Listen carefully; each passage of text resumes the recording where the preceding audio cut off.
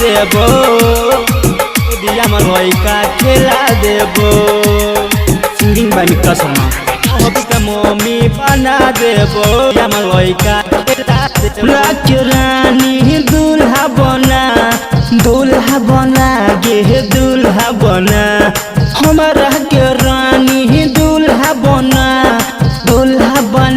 गे दूल्हा बना कहबी त मम्मी बना देबो गोदिया में लइका खेला देबो कहबी त मम्मी बना देबो गोदिया में लइका खेला देबो हमारा के रानी दूल्हा बना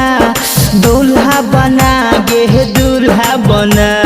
हमारा के रानी दूल्हा बना गे दूल्हा बना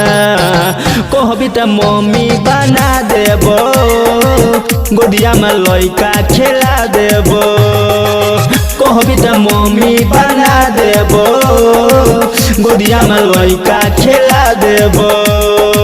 कहबी त मम्मी बना देबो शिवानी कॉलिंग स्टूडियो नगोछा 0 माइल मिक्स बाय एडी शर्मा कहबी त मम्मी बना देबो गोदिया में लइका खेला देबो मम्मी बना देबो गोदिया में लइका खेला देबो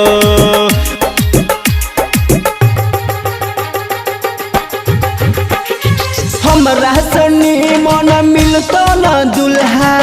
डिबिया लेके गोरी देखले हमरा सनी मन मिलतो न दुल्हा डिबिया लेके गोरी देखले कपड़ा लता सबटा धोइबो रात के गे सेज सजेबो आना गे गोरी मूड बना गे मूड बना कहबी त मम्मी बना देबो गोदिया में लइका खेला देबो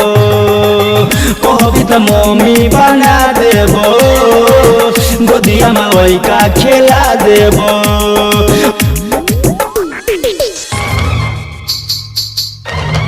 मम्मी बना देबो गोदिया में लइका खेला देबो कहबी त मम्मी बना देबो गोदिया में लइका खेला देबो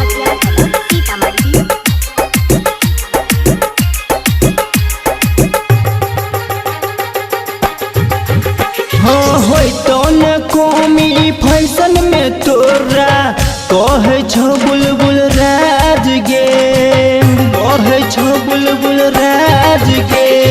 टाटी के घर में पलंग हिलैया भलर रहतो मिजाज गे